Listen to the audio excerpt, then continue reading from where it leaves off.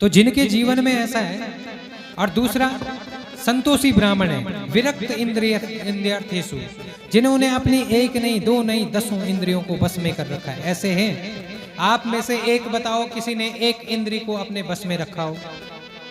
एक इंद्री, हमारी एक इंद्री बस में नहीं है, और जिसने 10 इंद्रियों को बस में कर रखा उसको हम धक्के मार रहे हैं।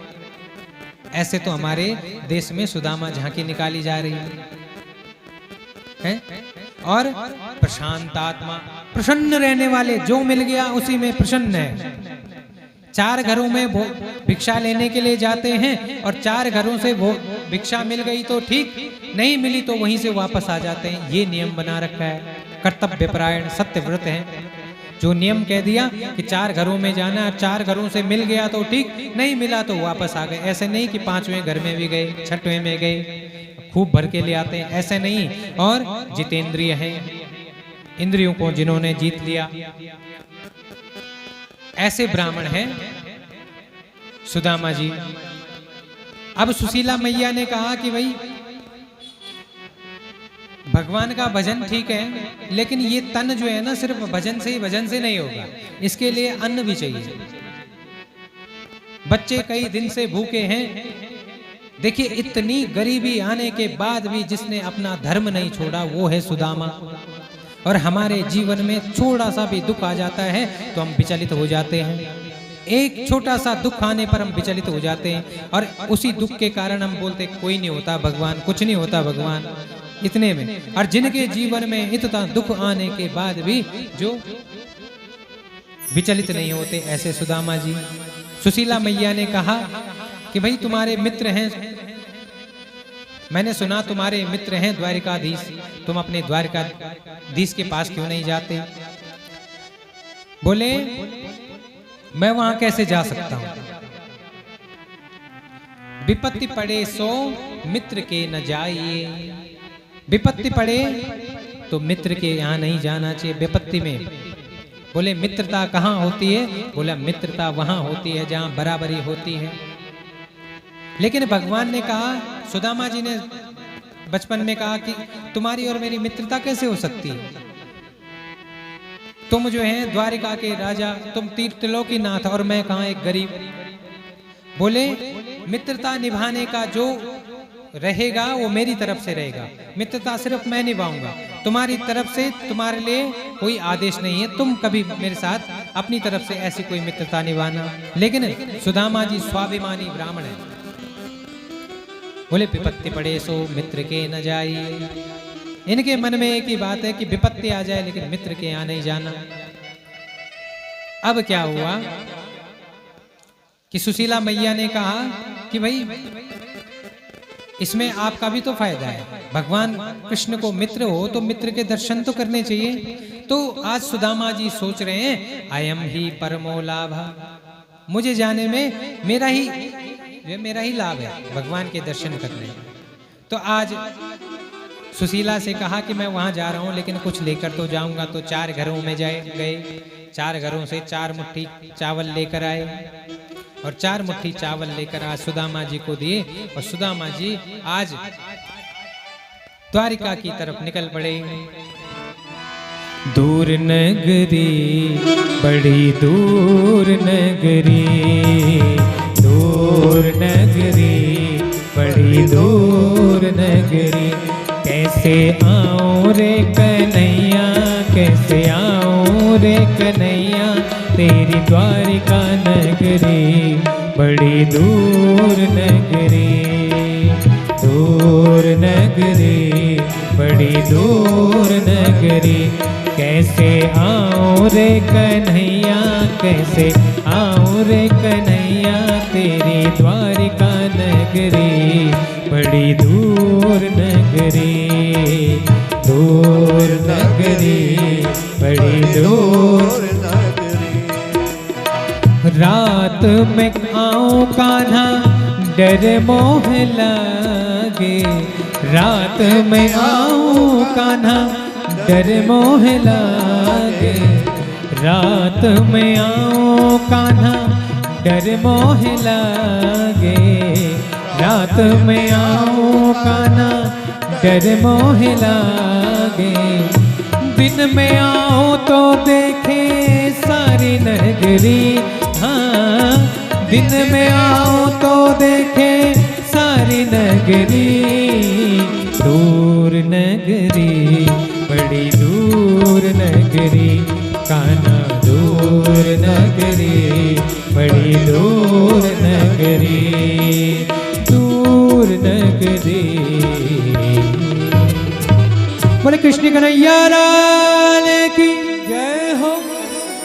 सुदामा जी चल रहे हैं, चलते चलते आज एक पेड़ के नीचे बैठे और थकान के कारण आज नींद आ गई। भगवान ने सोचा ऐसे तो सुदामा जी को न जाने कितना समय लग जाएगा। आज योग माया को आदेश दिया और योग माया ने आज रात्रि में ही सुदामा जी को उनके द्वार पर पहुंचा दिया। अब द्वार पर पहुंचाया तो द्वार पर पहुंचकर द्वारपालों से क्या, देखिए यहाँ पर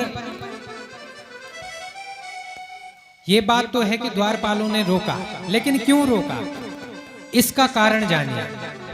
द्वारपालों ने इसलिए रोका कि भगवान के इस धराधाम में, जहां भगवान स्वयं आज अवतार लेकर हैं, ऐसी धरा में इतना गरीब, फटे कपड़ों में, पांव में कंटक जाल है, इतना गरीब ब्राह्मण कैसे हो सकता है।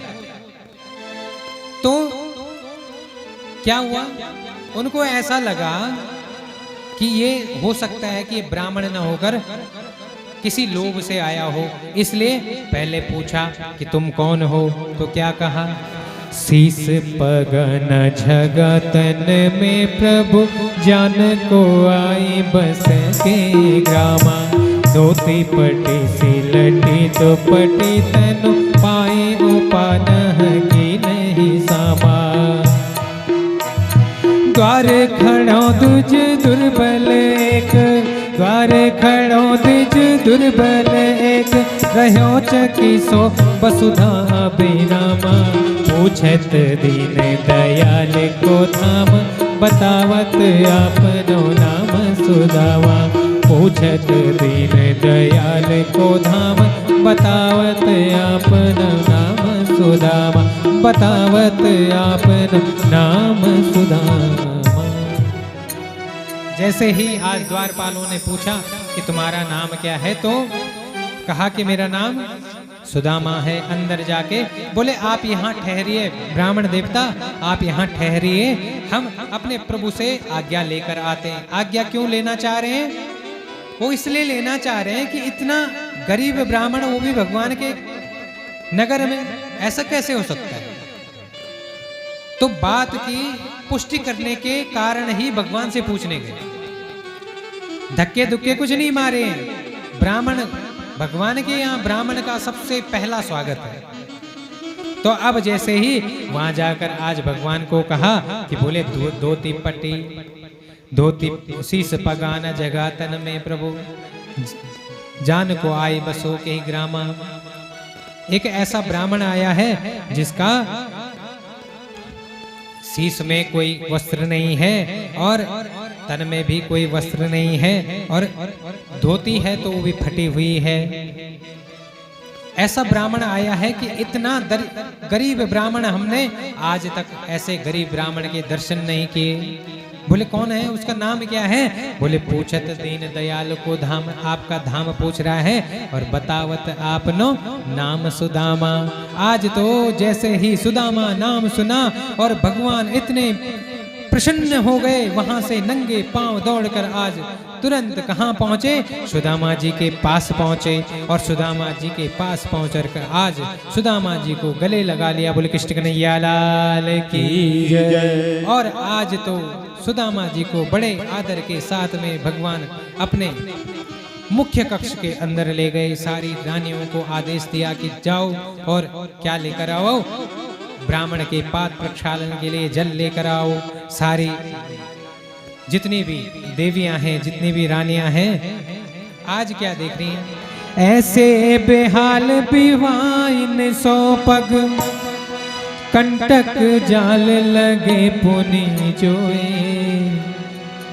भगवान ने जैसे ही आज जो है पाद प्रक्षालन करने के लिए सुदामा जी के पांव पर हाथ लगाया तो क्या देखा कि ऐसे बेहाल बेवाइन सोपग कंटक जाल लगे पुनि जोए खाए महादुख पायो सका तुम आए इतै न कितै दिन होए। देखी सुदामा की दीन दशा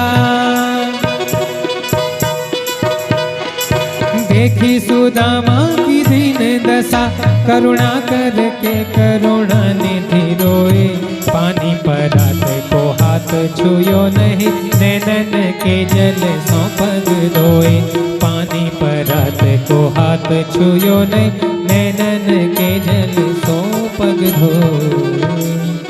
जब तक पूरी रानियां क्या लेकर आती हैं जल लेकर आती है, इससे पहले ही भगवान के आंखों में इतने अश्रु क्यों? सुदामा जी अपने परम सखा के जब पांव देखे तो उनमें क्या देखा? उनमें देखा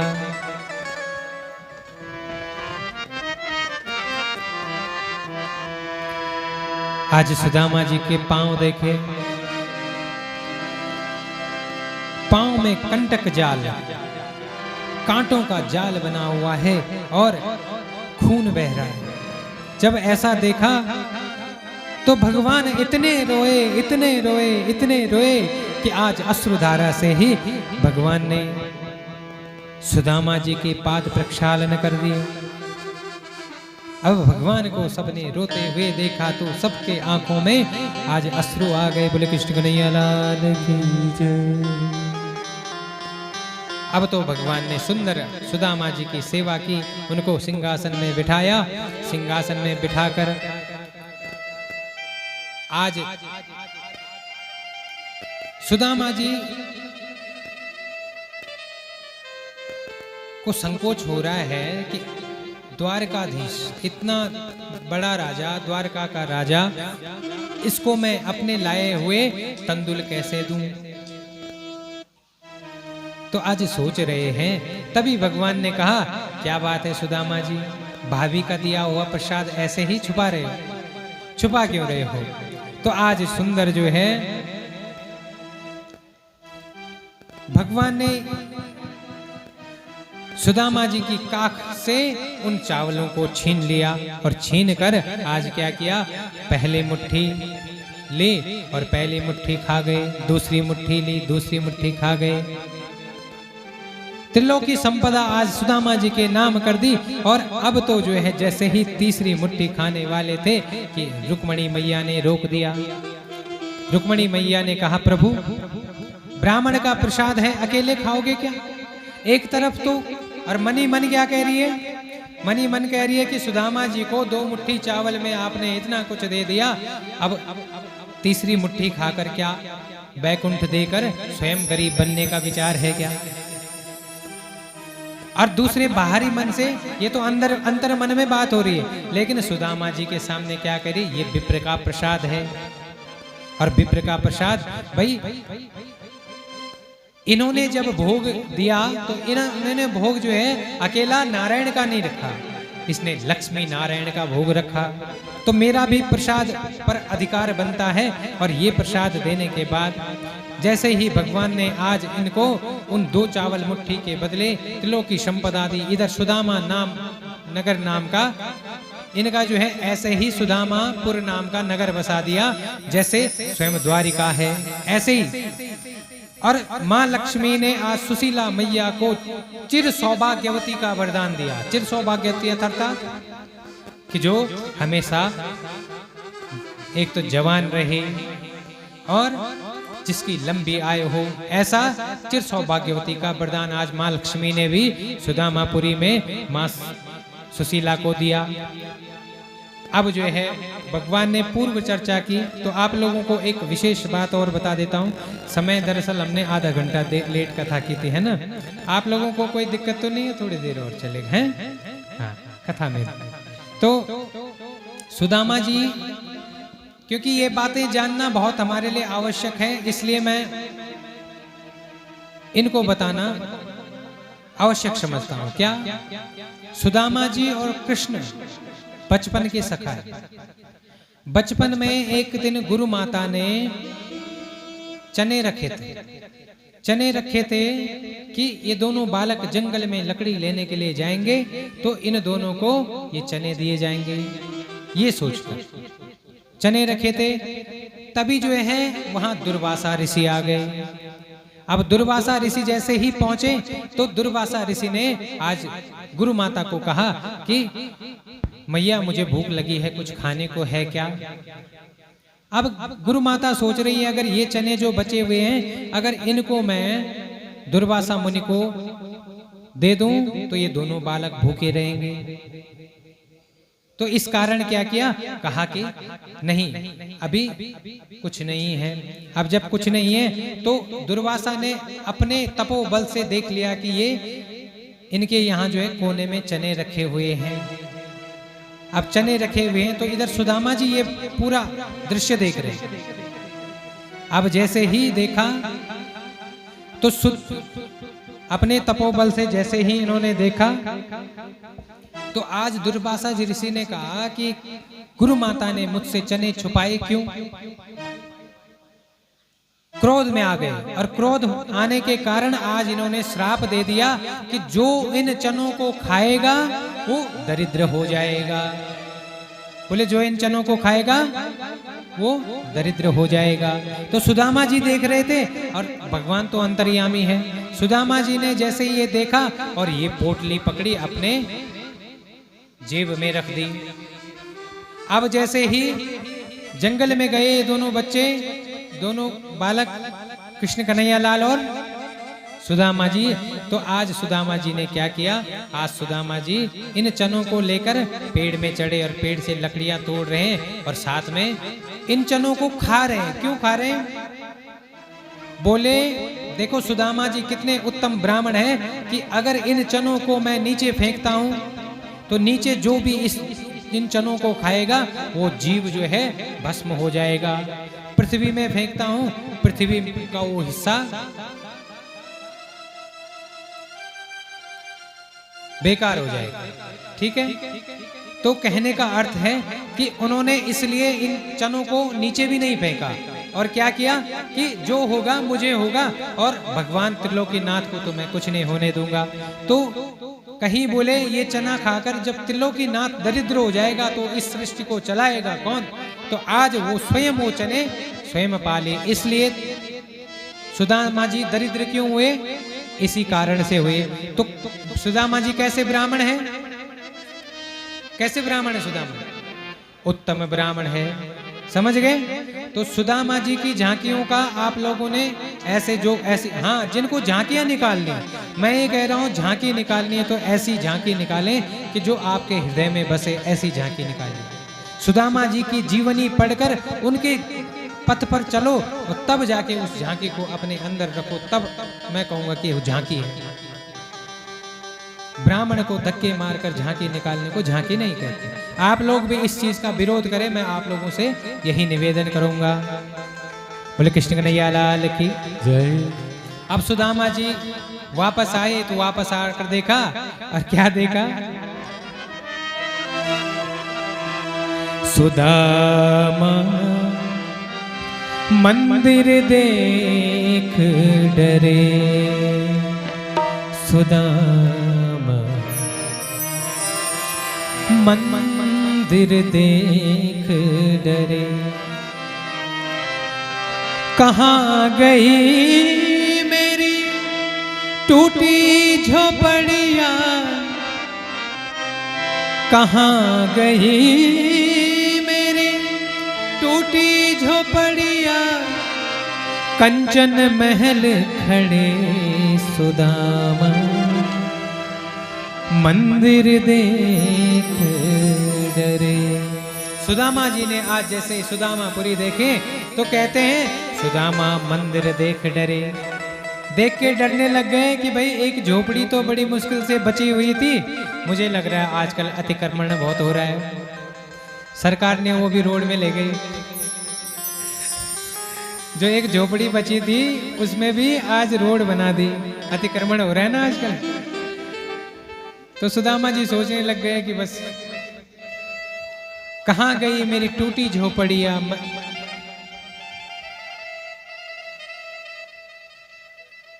बड़े बड़े महल खड़े सुदामा मंदिर देख डरे।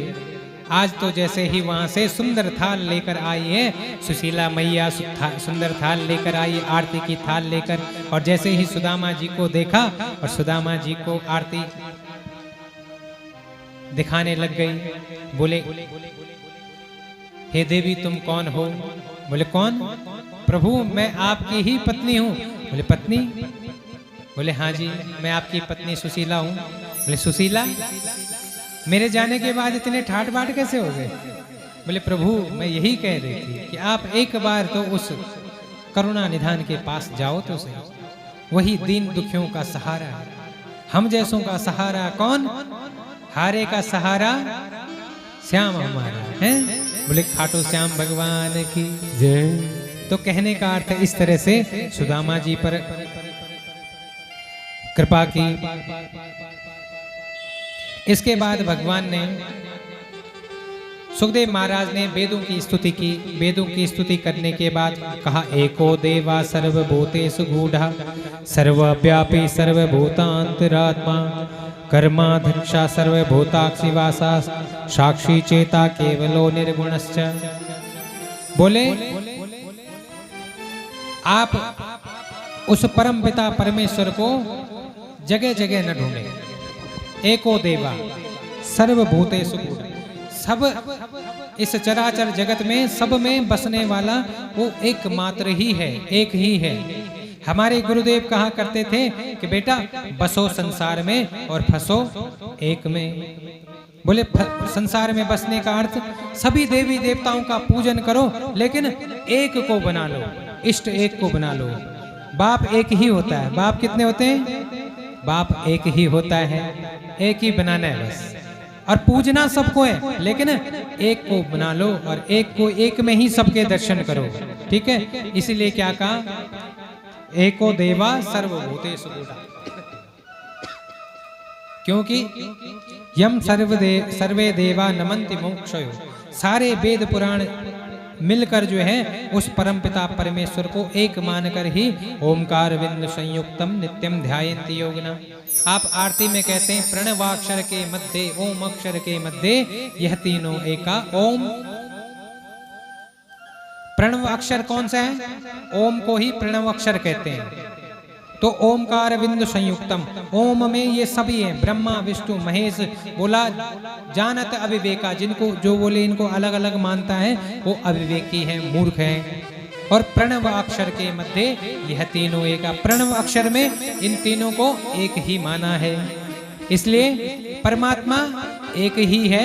बस इस तरह से मान लीजिए कि आपको यदि यहाँ से दिल्ली जाना है तो दिल्ली जाने के कई रास्ते हो सकते हैं, लेकिन आपको एक ही रास्ते में से चलोगे तभी आप अपने गंतव्य स्थान तक पहुंच सकते हैं। और आप सभी रास्तों का उपयोग करोगे तो कहीं से नहीं पहुंच पाओगे। इसलिए बसो संसार में और फंसो एक में। बोले कृष्ण कन्हैया लाल की जय।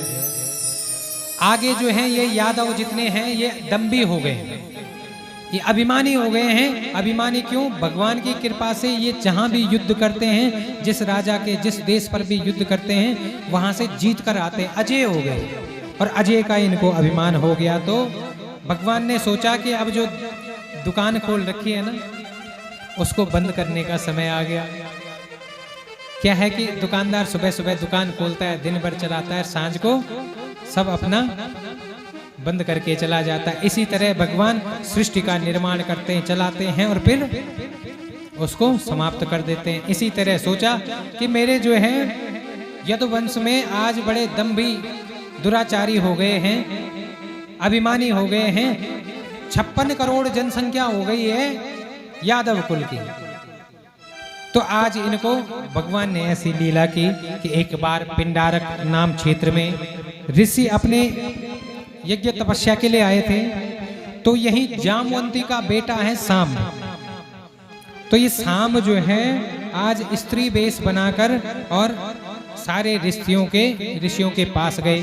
तो ऋषि मुनियों के पास जाकर क्या कहते हैं स्त्री का वेश बनाया, उधर पे कपड़े बांधे और कहा कि ये स्त्री जो है गर्भवती है, आप बताइए कि इसका पुत्र होगा या पुत्री होगी, परीक्षावश। अब ऋषि मुनि तो जानते हैं कि ये बड़े अभिमानी दंभी हो गए हैं, तो सब इनसे नजरें चुराकर जाने लग गए। लेकिन उनमें से एक ऋषि हैं, ऋषि दुर्वासा। अब ऋषि दुर्वासा हैं तो ये क्रोधी ऋषि है। इन्होंने जैसे ही ये सारे साम और बाकी इनके जो सखा हैं, ये सब आज क्या हुआ, ये सब गए और दुर्वासा जी से पूछे कि बोले इसका पुत्र होगा या पुत्री। तो आज दुर्वासा ऋषि ने श्राप दे दिया। बोला एवं प्रलब्धा मुनयस्तानो चुह कुपिता नृपा जनस्तिवो मंदा मूसलम कुलनाशनम। बोले इनके गर्भ से, इसके गर्भ से न पुत्र होगा न पुत्री होगी, इसके गर्भ से एक ऐसा मूसल पैदा होगा जो तुम्हारे पूरे वंश का सर्वनाश कर देगा। बोले कृष्ण कन्हैया लाल की। अब तो जैसे ही ये श्राप मिला, सारे डरने लग गए, सभी को डर लगने लग गया। तो उग्रसेन राजा के कहने पर सभी ने क्या किया, इस मूसल को पीसा, तोड़कर पीसा और इस जो पीस कर इसको कहाँ फेंक दिया। बोले कृष्ण कन्हैया लाल की। कहाँ फेंक दिया, इस मूसल को फेंक दिया नदी में। और नदी में यही जो मूसल का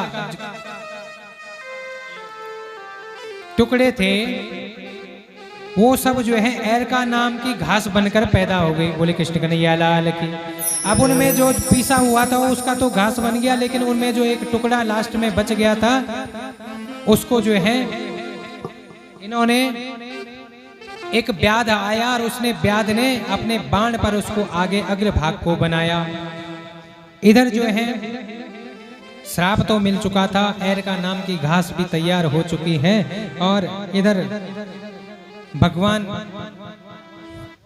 परीक्षित महाराज को जो है सुखदेव महाराज 9 योगेश्वरों का ज्ञान देते हैं कि वो बोले दुर्लभो मानसो देहो देहिनाम क्षण भंगुरा तत्रापि दुर्लभम मन्ये वैकुंठा प्रिय दर्शनम। बोले ये मनुष्य तन हमें बड़ा दुर्लभ है, 84 लाख योनियों के बाद ये मनुष्य तन प्राप्त होता है। और देही नाम क्षण भंगुरा, क्योंकि क्षण भंगुर जीवन की कलिका कृत कल प्रात को जान खिली न खिली। ये जो जीवन है हमारा ये क्षण भंगुर है, कल का कोई भरोसा नहीं। बोले कृष्ण कन्हैया लाल की। लगता है खुशबू आने लग गई। बोले कृष्ण कन्हैया लाल की। बोले मुरली वाले हनुमान जी की। मुरली वाले हनुमान जी की जय। ठीक है, बोले कृष्ण कन्हैया लाल की जय हो। तो सुंदर ज्ञान दिया है। अब जो है ये व्याध, यहाँ क्या हुआ कि सारे यादव एक दिन मदिरा पीकर उसी नदी के किनारे एक दूसरे के साथ युद्ध करने लग गए। पहले तो इनके जो अस्त्र शस्त्र थे, पहले इन्होंने अस्त्र शस्त्र चलाए, बाद में जब इनको कुछ नहीं मिला तो इन्होंने इसी एरका नाम की घास को एक दूसरे पर प्रहार करना शुरू किया और इस तरह से एक दूसरे के साथ सबने क्या किया, सबका अंत हो गया। बोले कृष्ण कन्हैया लाल की। इधर एक दिन भगवान एकांत में बंसरी का वादन कर रहे थे, एकांत में बैठकर वन में एकांत में बंसी का वादन कर रहे थे कि तभी वहां एक व्याध आया। और व्याध ने क्या किया, व्याध ने देखा भगवान जो है अपने पांव के ऊपर अपना पांव रखकर, और उनका जो पांव इतने कोमल है कि इस व्याध को लगा कि आगे शिकार है, हिरन है। और इस व्याध ने बिना देखे बाण चला दिया। बाण चलाकर जैसे ही वहां पहुंचा तो देखा भगवान मूर्छा अवस्था में आ गए हैं, क्योंकि भगवान यहाँ जो है न जन्म लेते हैं न मरते हैं। भगवान प्रकट होते हैं और अंतर ध्यान होते हैं, लेकिन लीला है। बोले जो मनुष्य होगा, जिसने मनुष्य तन लिया होगा, उसको लीला के अनुसार ही यहाँ से जाना होगा। बहाना बनाया। ये व्याध जैसे ही पहुंचा, इसने क्षमा याचना की, प्रभु मैंने शिकार समझ के आप पर बाण चला दिया।